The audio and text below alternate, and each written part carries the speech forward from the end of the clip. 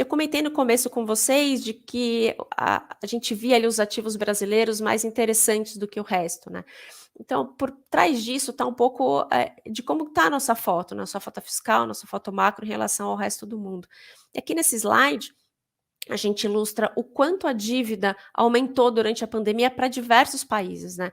Notem que tem diversas barrinhas ali para cima, e o Brasil, que normalmente é sempre um destaque negativo do ponto de vista fiscal, dessa vez ele não é tanto. Então, o governo a dívida brasileira durante, a pandemia, se você pegar ali o corte de 2019 até o final de 2022, né, então a gente passou por essa pandemia sem grandes aumentos de dívida, diferente de vários outros países emergentes e diferente de muitos outros países desenvolvidos. Então, nossa foto fiscal hoje, ela está numa situação, em termos de dívida, melhor do que outros países.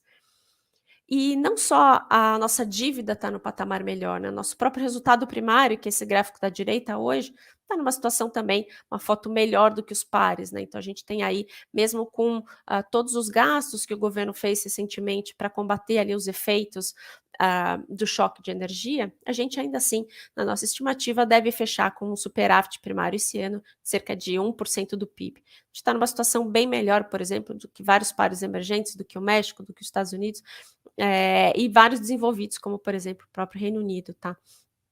Então, nosso déficit fiscal, a nossa situação fiscal é melhor, e também o nosso balanço externo, ele está bem positivo comparado com os pares, né? Então, apesar de a gente ter ali um déficit em conta corrente de 2% do PIB, ele é hoje perfeitamente financiado por fontes de financiamento estáveis, como, por exemplo, o investimento direto no exterior.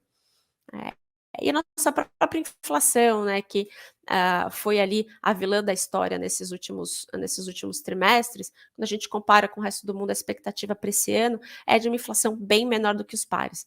Claro que parte disso reflete, as próprias medidas do governo para diminuir o preço do combustível, mas notem que, vários países do mundo também estão fazendo essas medidas e mesmo assim a gente tem inflações bem elevadas lá em países que tradicionalmente têm inflação baixa, como por exemplo o Reino Unido e a Europa, que tem inflações que estão beirando ali os 2 dígitos, tá. Então nossa foto macro está muito melhor que diversos países emergentes e que muitos países desenvolvidos também.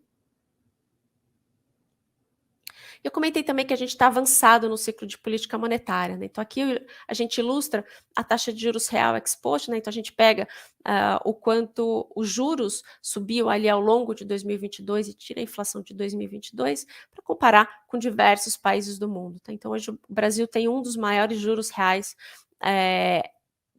do planeta entre emergentes e desenvolvidos, né, quase 7% ali de juros real ex-post esperado para o final do ano, então bem avançado ali em relação ao Chile, ao México, aos Estados Unidos, diversos países desenvolvidos, tá. Então a gente tem uma foto, fiscal melhor, uma foto, de balanço externo melhor, uma foto de inflação que já passou o seu pico, ainda está acima da meta, mas já passou o seu pico, e a política monetária que já fez o seu trabalho e agora espera os seus efeitos defasados. Tá? Tudo isso torna o ambiente macro na nossa visão do Brasil mais atrativo do que outros países. Uma coisa que também nos atrai é justamente o valuation.